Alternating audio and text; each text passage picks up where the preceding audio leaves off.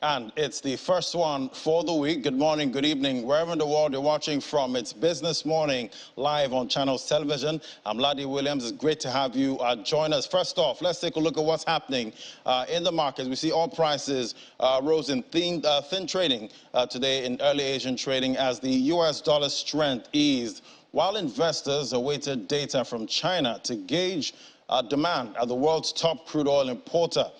Brent crude futures rose 85 cents to $92.48 a barrel, recovering from a 6.4% fall last week, while the U.S. West Texas Intermediate crude was at $86.34 a barrel, up about 73 cents after a 7.6% decline last week. China is expected to release trade and economic data this week, although its third quarter GDP growth could rebound from the previous quarter.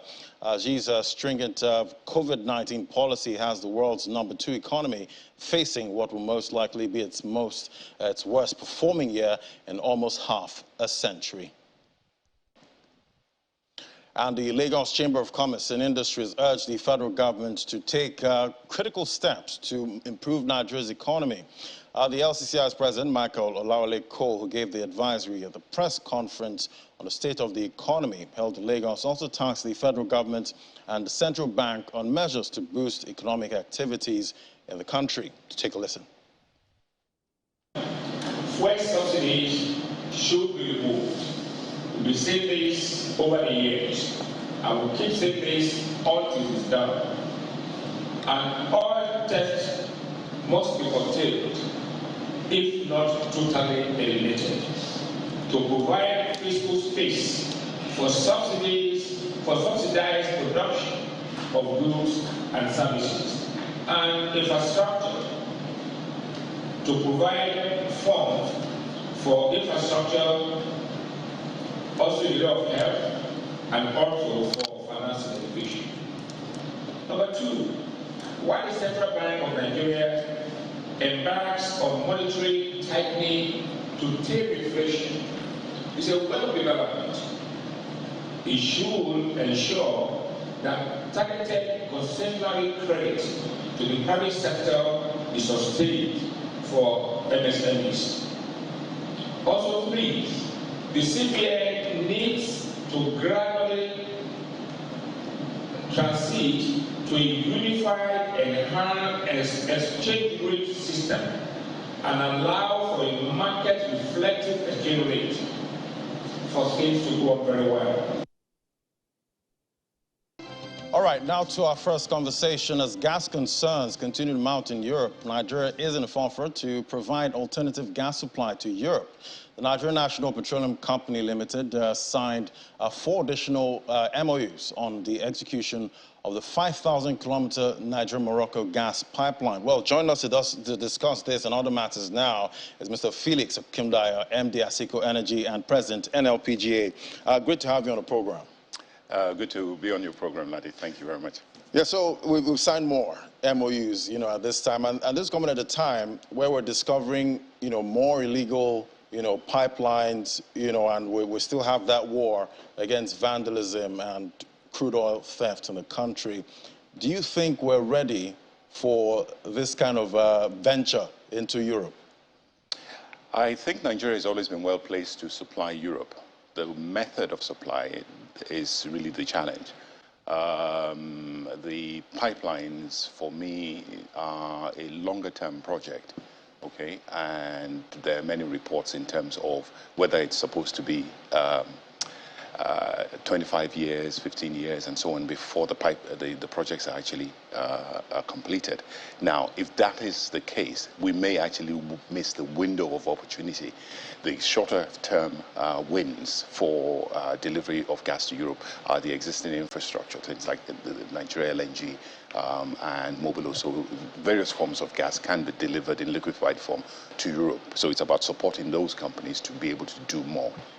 And at this time, we know we're having issues, supplying to Portugal. There was also some kind of talk about them looking elsewhere, for LNG, because they do rely on Nigeria for LNG. But what do you think is the problem here, looking at Portugal, because we don't want to miss that market? No, we certainly don't want to miss the opportunity, that's for sure. And we don't want to miss existing customers who have been, I think they're probably one of the foundation customers for Nigeria LNG.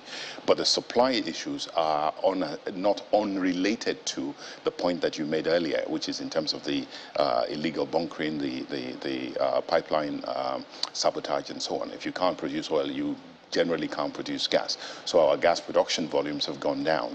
So the first thing to do, as I said, the short-term thing to do really will be to, first of all, address the insecurities, address the pipeline breakages, which are not just affecting gas internationally, they're actually affecting energy supply locally. So many of in our industry, for example, the Nigeria LPG Association, NLPGA, many of our stakeholders are short of gas as it is at the moment. So the local market is also feeling that. It's not just Europe that's feeling that impact. I'm talking about the local market. You know, I've been paying so much for cooking gas, you know, these days, and it is quite a burden, you know, at this time compared to what I used to pay before. Now, about a year ago, it's about 100% up. Yes. You know, at this time, what is the solution here? Whenever I give talks at conferences, I say, look, gas is not isolated. It's not an isolated commodity. Whatever affects oil, affects staple foods, and so on, will affect gas. The issue for us in Nigeria, however, is that we have scored some spectacular own goals against ourselves with policy. So about a third of the current gas price is actually to do with a supply constraint.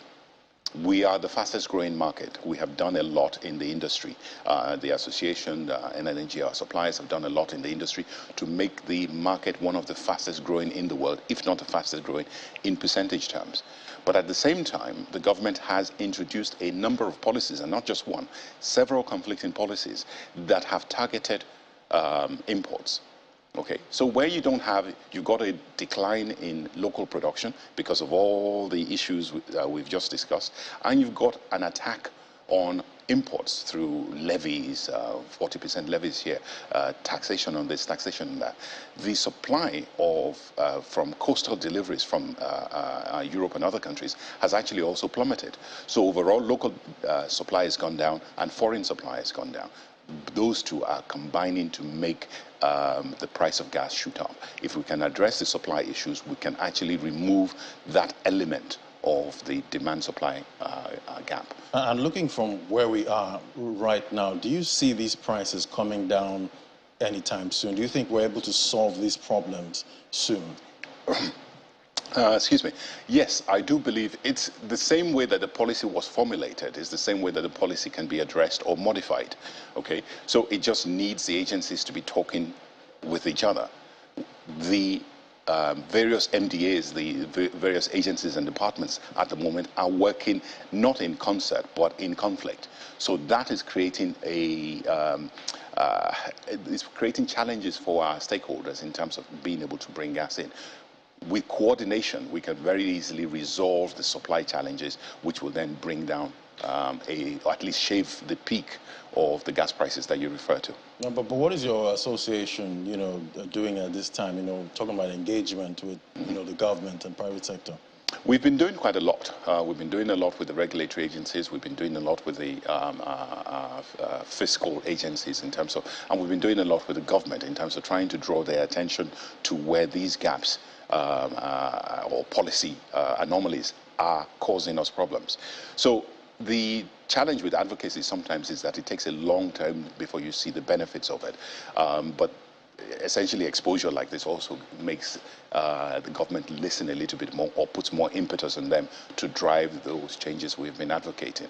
So no, we've been doing quite a lot, and anytime we have our forums, our conferences, things like that, we actually do bring this to the fore, where we have high-level ministerial attendance, where we have government attendance. We always bring these issues to the fore. Quite interesting. But looking at the LNG industry now, what opportunities are there, you know, for, say, young people, you know, looking at that industry? They don't seem to understand it. Mm-hmm.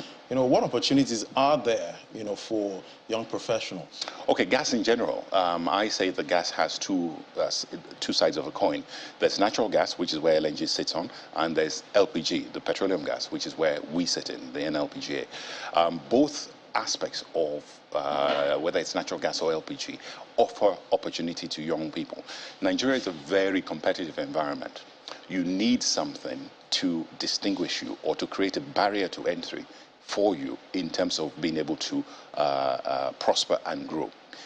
Gas is very, very technical. Gas is very, you need to understand what you're doing with gas as opposed to a lesser extent, oil. The barrier to entry for gas is a little bit higher. And the way you distinguish yourself in gas is really more from a point of view of your capacity and your ability to utilize the product. We therefore encourage young people to come in. You will find that you can thrive. The more you build yourself, the more you build your own knowledge, the more you build your own capacity, the better you will be able to thrive, and not just here, but internationally. Well, how would you describe entry into that market? From my mind, I see like a huge cost implication if you're trying to play in that market. What do you think? I don't think so. So in oil, I'll give you my own background, for example. In terms of coming to Nigeria to start a business, I was very deliberate in terms of going for an area where it was a niche and we knew it would grow. And the market is growing, and it's growing really fast. The barrier to entry isn't that high. It just depends on what you choose to do, right? Not everybody in gas is selling gas. You could be an installer, you could be a fitter, you could be a technician, you could be teaching people how to use gas. But you need the knowledge, you need the background in order to be able to do this. So there are many areas. So every time we talk to people about gas, they just think, oh, it's about selling gas. It isn't about that. It's about manufacturing, it's about bottling, it's about supply chain, it's about finance, it's about loss prevention. There's so many areas that are associated with the use of gas that we haven't even begun to exploit. It is very important that the youth recognize this. It isn't just about lifting bottles around. It isn't just about learning how to cook with gas. It's a much broader topic than that. Right, and I remember some picture that was circulating on the internet at some point. Was a guy holding a gas cylinder and a bottle of oil, saying, "I'm into oil and gas." I guess that's not how it works. But what's your outlook for the value chain going forward? The value chain, we're beginning to see further investments in areas that have not been touched before. We're beginning to see people get interested in auto gas. We're beginning to see people get interested in power. We're beginning to see people get interested in hybrids, solar gas installations. So we're beginning to see more people think, oh, hang on, this market isn't just what we thought it was. This market is a lot broader. It touches almost everything we do. So from our own perspective, this year, our focus is on the youth and young professionals in terms of, look, come and see what we do, come and participate. Quite interesting. We're good to see how that industry actually grows and how the youth actually participate, not like running away from farming and all of that. Let's see them actually play, in this industry. Thank you so much, Mr. Felix Ekundayo, MD Asiko Energy and President NLPG. It was great having you on the program. Thank you for having me on the program. All right. Take care. So that was the conversation there. Now, so after the break, we're going to be talking about the contributions, talking about pension, how you can use that for your mortgage payment. That's talking about equity. We'll drill down on that next. That's in a moment. Do stay with us. This is Business Morning. And now to our next conversation. The National Pension Commission, talking about PENCOM, recently released guidelines on assessing retirement saving accounts and RSA balance for the payment of equity for residential mortgage. It's aligned with the provisions of the Pension Reform Act, PRA 2014. Well, to give us the nitty-gritty of this all, we have Nike Majomo, Executive Director, Business Development, Stanbic IBTC Pensions, joining us right here in the studio. Great to have you. Thank you for having me. Yeah, so, this has been trending for a while now, ever since the regulation was, put into law. Yeah. But I'm wondering, how exactly, is it going to work from your view? Because I know you're Stanbic IBTC Pension. It's going to work really well. This is the attempt of the National Pension Commission to ensure that contributors are able to access mortgage more conveniently. They've saved, a certain or significant amount of money, and the law allows them to take up to 25% of their savings to make a deposit for a residential mortgage. To do that, some of the criteria includes the fact that anyone who is interested in this must have contributed for at least 60 months. Both the employee and employer contribution must have been made for 60 months. You must be an active RSA holder. And the interesting part is a couple could also jointly access a mortgage. In other words, once they have met the criteria, and on either side, they can actually jointly take 25% each of their contributions to purchase a house. And sometimes I just wonder, like, okay, after, I'm old and gray, I've used part of my, contributions for equity, about 25%. Is this going to impact what I get monthly when I'm done working in any way? It will impact what you get monthly when you're done working, to the point where you've taken 25% of your contributions for the mortgage. But if you look at it from a positive point of view, the asset acquired is also growing. So if, for instance, you had a house before now and you bought another one with your residential mortgage as an, if you like, an investment property. So at the end of the day, you've done well, you continue to earn rent, or you want to sell and all of that. But the more important part is having access to 25% today, you're still making contributions up until the time that you retire. Right, so the money is still obviously being invested for you, is working for you. You also have a choice to make voluntary contributions into your RSA, in other words, to augment what you're going to be getting in retirement. So you have that opportunity as well. If you go to our pension app or the website, you can see guidance on how to determine, to say in retirement, I'd like to earn X amount of money monthly in retirement, and then you can decide how much you're going to make in voluntary contributions after you might have collected the 25% or before, to augment what you'll get in retirement. So it would affect it, but you can also determine what you will get in retirement at the end of the day. It's not like the PFA will tell me, oh, we've bought you the house already. No, we can't you still have take a care balance. of you anymore. No, you still have a balance in your retirement savings account, which you can access in line with normal regulations. So maybe another question somebody will have on their mind is, if I'm taking 25% for mortgage, can I still access 25% lump sum when I do retire? Yes, you can access 25% lump sum when you do retire, and then get the balance. Either you purchase an annuity or you get a program withdrawal, up until death. All right, so as a holder with Stanbic IBTC, how do I take advantage of this? As a holder of Stanbic IBTC, to take advantage, you need to get a property or find a property in which you're interested in and get the seller to issue you an offer letter.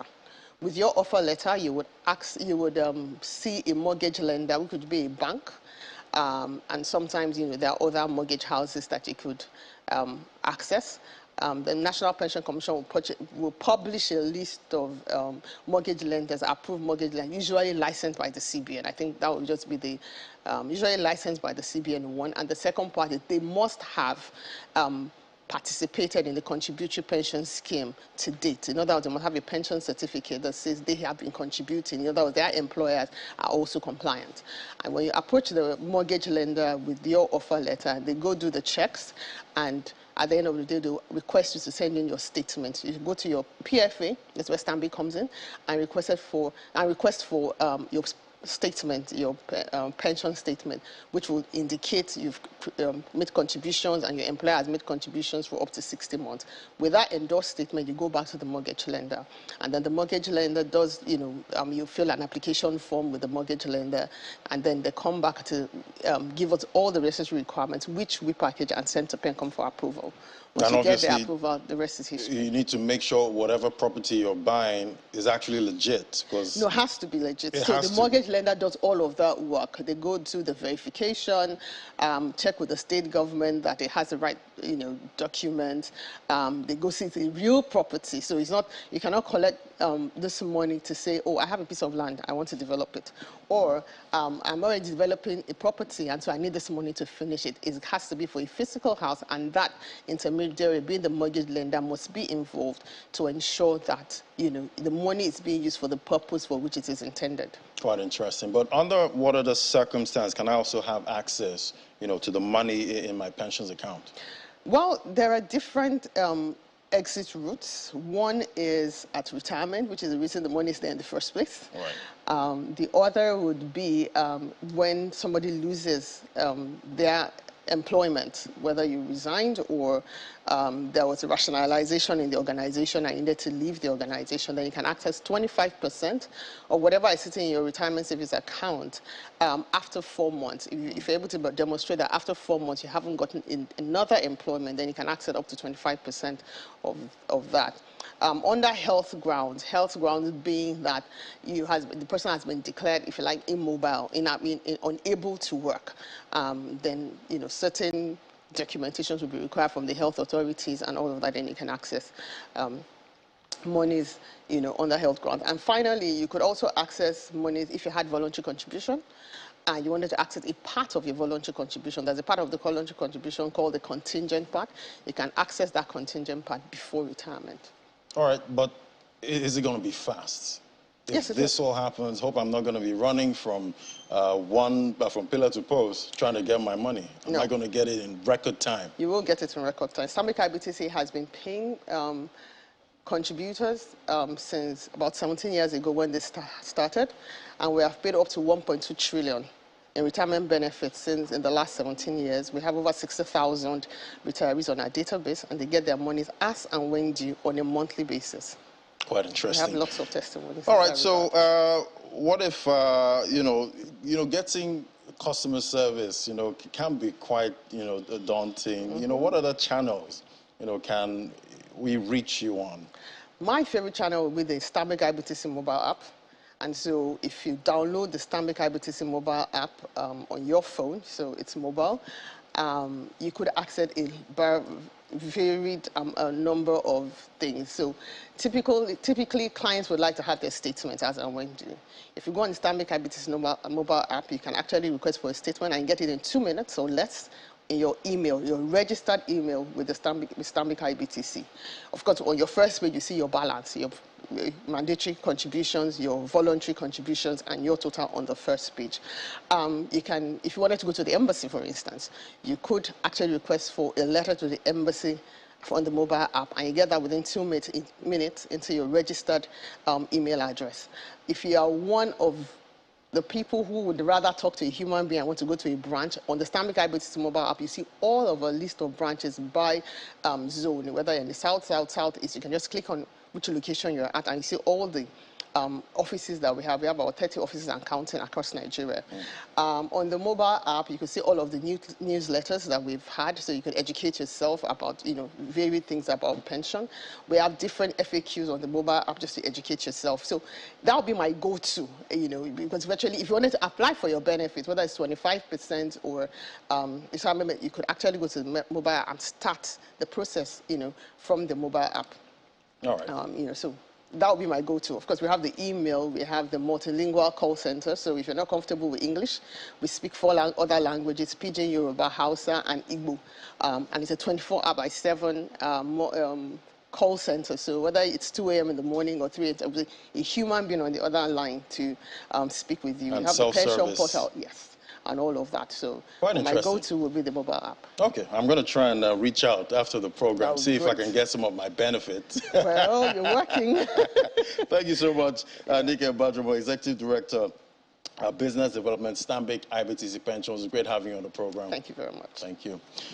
All right, now, so we're still going to be looking at the markets in just a moment. That we're talking about accessing, your contributions, talking about pensions there. I can use some of that to buy a property. But now, let's take a look at how the markets are looking. We have Ini on that side this time, and he's going to be telling us what's happening. Yes, I'm in on the this market. side. I'm on this side today. And I don't know if you want some of your pension benefits. We can get some of that later on. Of course, I've been saving. I've been saving in my pensions for years now. So I guess it's time to. I remember when we had this conversation, to drill on it and find out how it works. And exactly. It's a hopeful scheme. Yeah. We hope to hear 1 or 2 testimonies in the shortest possible time. Oh yeah, we'll be tracking that for sure. Exactly. Because a lot of people have had their pension for a while. while, and some of them ask the question, when will this become useful to me? So, I mean, if this is something that is going to work, then it will make a lot of Nigerians happy. Incredible. And the realtors will also benefit from this. And remember, it was Will and I who talked about the movement in the mortgage stocks. Yes. At that time, immediately it was announced, we saw movement in mortgage stocks.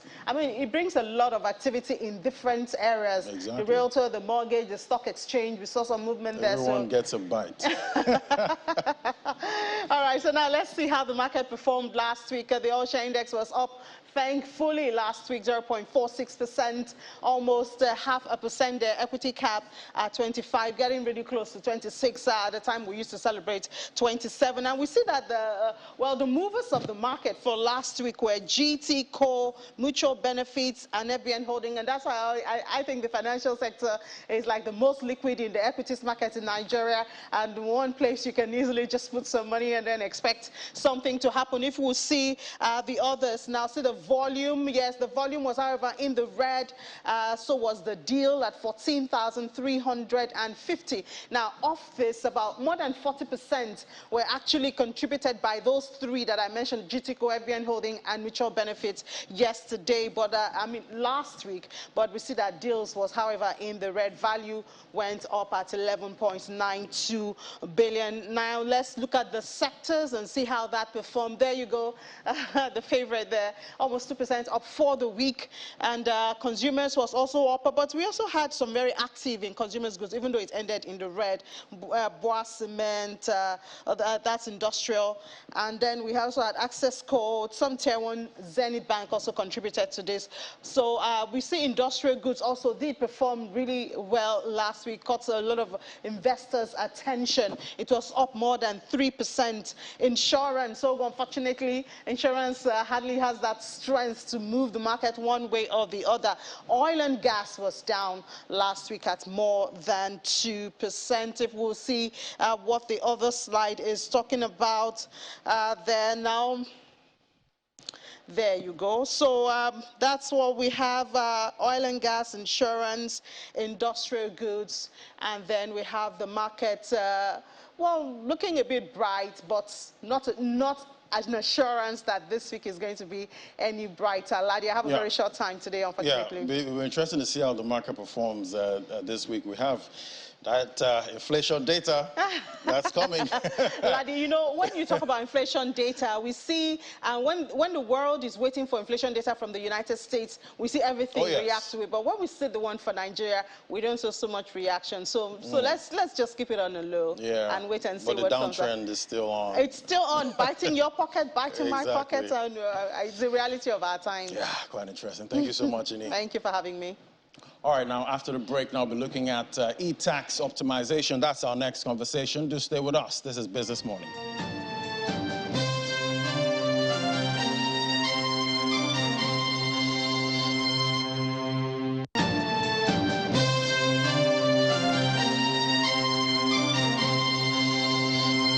Welcome back now to our next conversation. Recently, Lagos State Internal Revenue Service, LIRS, announced the deactivation of the electronic banking system, EBS, and the revenue cycle management, RCM, and migrate all tax-related transactions to the Etax platform effective August 1st, 2022. Well, join us now. Tell us more is Mr. Rashid Oluwajayi, Lagos Inland Revenue Service, the Assistant Director there. IT, LIRS, join us right here in the studio. Great to have you on the program. Good to be here. Good morning, viewers. Yeah, so when I hear Etax optimization, you know, I get a little nervous. Should we be afraid of this? Well, there's nothing to be afraid of. It's just a digital automation process that the agency had embarked on. So you said there that it was effective 1st of August 2022. This was actually 1st of October 2019 when the agency launched the Etax platform for all taxpayers in the country to be able to file their taxes online and doing so with the comfort of their own homes. Quite interesting. But how does it really work? Well, just like we said, it's an end-to-end tax administration software from enumeration to registration to annual returns to payments online to auditing to assessing and objection of taxes. So for anyone to be able to use Etax, they need to have a payer ID, they need to have a username and password, and then they need to be able to log in doing so. And this obviously is not excluding agents, is not excluding entities, corporate entities, and individuals. It's all sundry within. Any person paying taxes in Lagos can do so from the comfort of their own homes. So in my mind, it sounds like an upgrade, obviously. But what's wrong with the other system? Why did you move away from that one? Well, obviously, Etax is revolutionary. We need to go with the latest technology.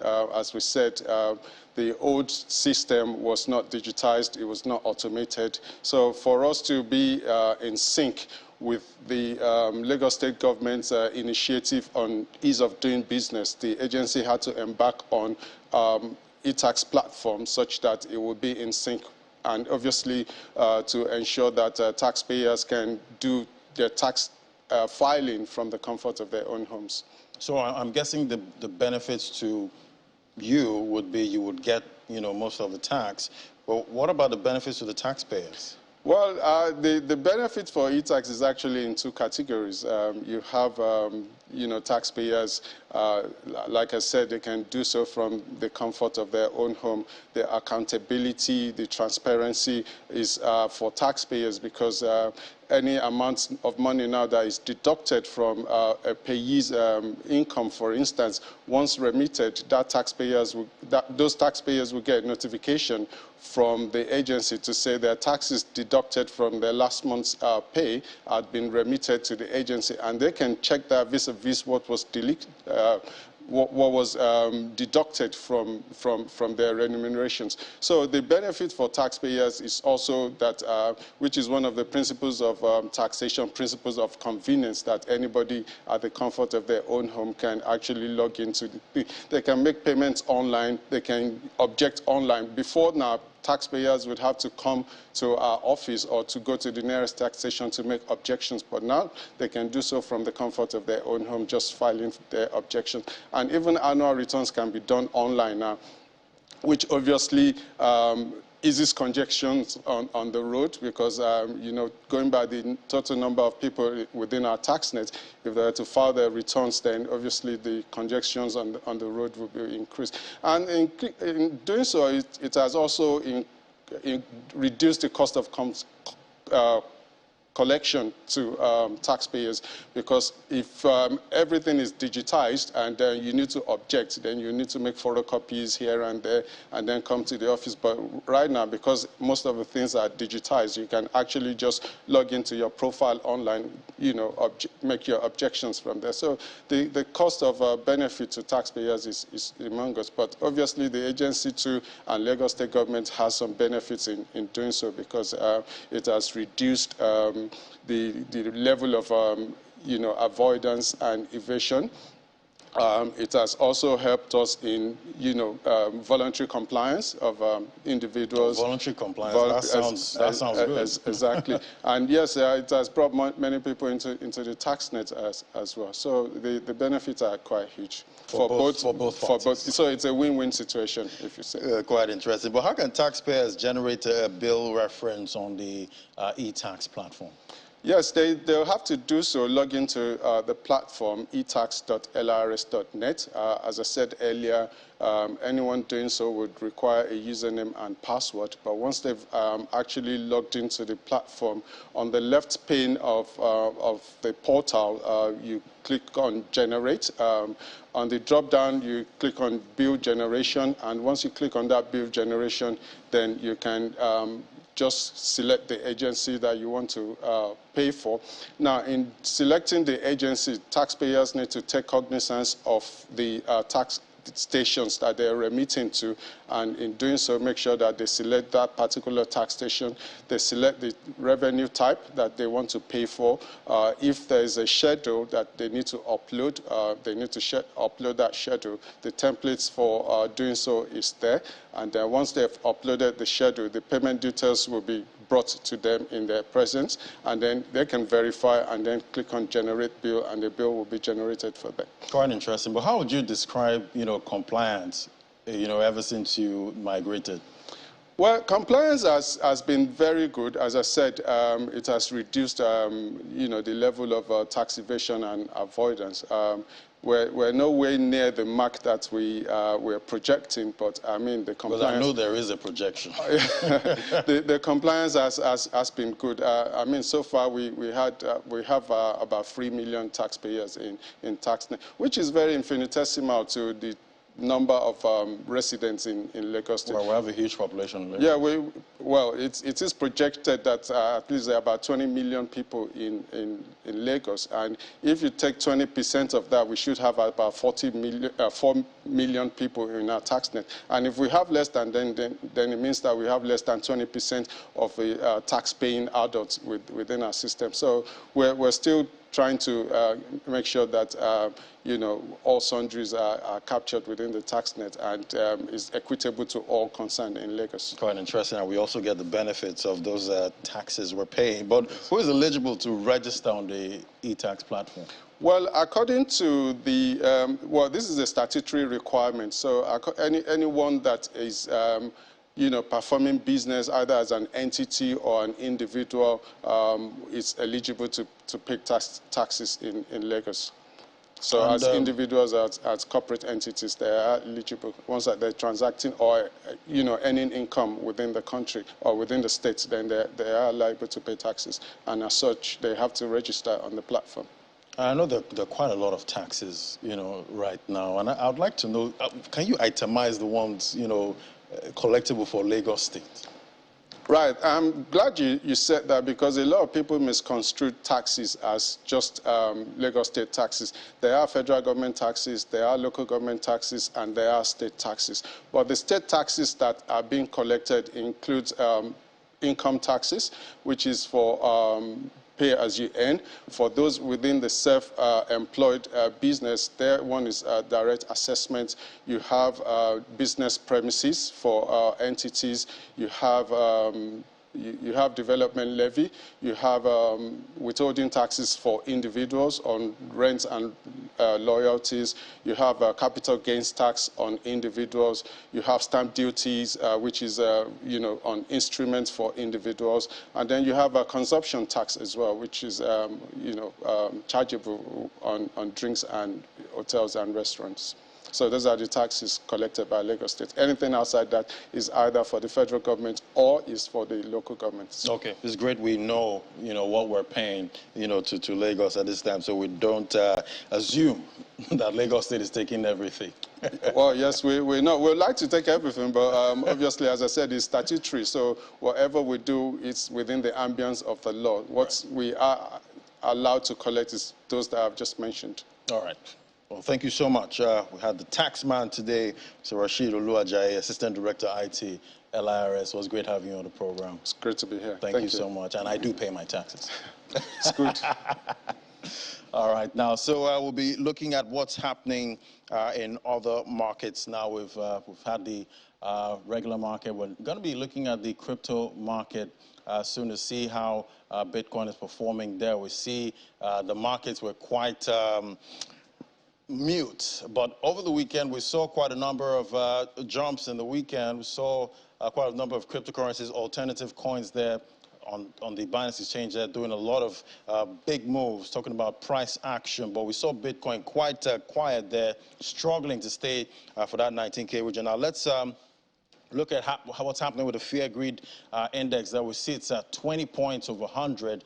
Extreme fear, deeper into extreme fear. We're sitting at about, the last time we had about 24 points talking about the fear greed index. But now we're sitting there at 20 points. Let's look at the market cap. Market cap there, we'll see the market cap, $23.11 billion. That's up 0.72%. Volume traded, $40.20 billion.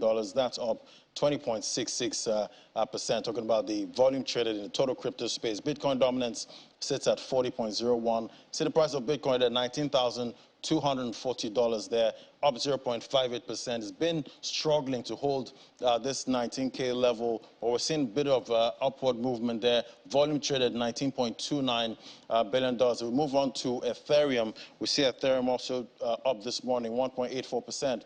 $1,307.45. Volume traded at 8 a.m. this morning, $8 billion there, talking about the volume traded for Ethereum. So we're seeing some of those bulls there looking at Ethereum, hoping for some good price movement there. It's trying to come up a bit, but we know Bitcoin controls the market. Bitcoin price action dictates what happens with the altcoins. Let's bring in Rume Ofi now, digital market analyst, bring us up to speed. Hello, Rume. Good morning, Laddie. Morning, Rume. So, quite a quiet weekend for Bitcoin, but we saw a lot of altcoins, you know, with massive action on the Binance exchange. But there's still talk about regulation, you know, the big R word, you know, for the crypto industry. I know some people don't like to hear regulation, you know, some players in the crypto market, but some say it's a welcome idea. What do you think, Rume? Is it time to regulate Bitcoin? I think this is the time to put some regulations around the entire crypto market, because a place where there is no rule, at some point anything goes. You can see what happened with Terra Luna with the algorithmic stablecoin, where a total of about $60 billion was wiped out.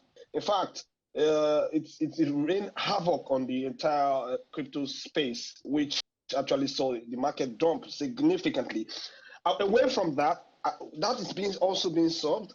You see, another variation of that same token, Terra Luna UST, did a Luna Classic, calling it Lunatic 2.0. That is so absurd, you know. So if there is regulation at some point, if you ask me, now is the right time, because there's a lot of interest in this space. So I am not in other ways saying that stifle in innovation, regulate but not stifle, right? We understand that there have to be some set of regulation right about now. A lot is going on in this space. A lot of persons are launching projects that are targeted at people that don't understand the space. You know, when you tell people that they'll make XYZ amount of money, they don't want to do background checks, and they lose their money at some point. So regulation is very, very important, and that will help put some level of sanity in this space. Let's know who is doing what and how. Thank you, Ladi. Yeah, and another issue is security threats, you know, in that market. We've got quite a number of hacks, you know, happen, you know, affected, you know, multiple blockchains. We saw what happened with Binance blockchain there. Security, cyber attack, that's a major issue. How's that being addressed at this point? According to Chainalysis, which is a software company in charge of checking of how things have been done in the space, I mean, the blockchain in and out activities, it has been established that this year is going to be the biggest year for hackers, thieves, digital asset thieves. You know, the year is still not ended yet, but we've seen about $3 billion wiped out by hackers, most especially from DeFi projects, decentralized finance sites. I think across about 11 different hacks have happened just this month in October. So, you know, before now, you always hear of October. It seems the hackers actually turned it around to Hacktober, if I'm not mistaken. You know, about $715 million have been hacked only in this October. You know, so this is as a result of bridges. Right, I mean specifically cross-chain bridges. It happens to the Binance chain as well, and a whole lot of exploit going on. So what I think people should do, in as much as gaining profit is very important in this space, your security is your responsibility. So those getting involved should think of either holding offline wallets, cold storage, right? It is, if you can afford certain amount of money, you can go huge amount of money. You can actually, you don't even need to hold lot of money. Just be your own security. Get a hardware wallet. Very, very important. But for all of these projects that have been hacked, they didn't do their, there's a pin test that you're supposed to run before and at some point annually. So to know if there's some kind of vulnerability. But the founders of these projects are really concerned about products and how they could best serve their, which is not, if you ask me, the most important thing in the crypto industry is security, because you can't be losing 3 billion and the year is not ended. And I think 2021 at about 3.2 billion in total was lost from hacks in that year. And now the year is not ended, we've already lost $3 billion. You know, so this is very important. And individuals coming into this space understand there are phishing hacks everywhere. Don't click links. Very important. Nigerians that are hearing me should understand that if you lose your money in digital asset, it is not the responsibility of anyone. It's your responsibility. I guess it's not easy being your own bank, Rume. And you know, Nigerians, we love to click our links. You know, some of those WhatsApp links, you just want to click it and see what's in there. But I guess you can't just click, you know, every link you see at this time. All right, Rume, I don't know if you're still there, but thank you so much for that. I'm actually here. Oh, you're still there, yeah. So security is paramount. But what are you expecting, you know, for the market this week? We know it's a new week. There's a lot of volatility still expected, but what are you seeing, briefly? Laddie, I must tell you honestly, the fact that we are still having macro challenges, borders on the economy all over, even our economy in Nigeria, the truth is we might see some significant leg down by the end of this year, probably maybe early next year. But please be very careful, trade carefully. Don't use money for rent, school fees, and food for investment like this. Thank you, Laddie. Very good advice. Thank you so much, Rume. All right, now let's look at the top alts by market cap there. We see it's mostly green on that counter, but it's just XRP in the red. They're down 3.18%. BNB, $271, up 0.53%. So it's not looking so bad in the crypto market, but it's a new week. A lot of volatility still expected. We're expecting some data coming out in the U.S., and it's all about the Fed and rate hikes. That obviously is going to impact this market. All right, that's it for the show today. Thank you so much for watching. Don't forget to join us at 1:30 for Business Incorporated for more updates and developments in the world of business. Remember, you can watch this again on our YouTube channel. Just search for Channel Television on YouTube and swip over to our videos. You can watch all of the videos and our productions. Thank you so much for watching. I'm Laddie Williams. Bye for now.